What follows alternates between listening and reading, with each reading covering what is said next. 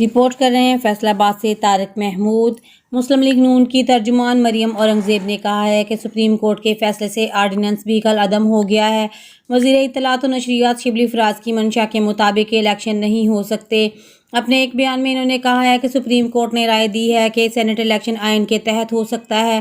مسلم league نون election کی شفافیت کی علمبردار رہی ہے۔ اکثریت ہونے کے باوجود ہمارا ووٹ چوری کیا گیا۔ مریم اورنگزیب نے کہا کہ آج حکومت کے اراکین عدم اعتماد کر چکے ہیں۔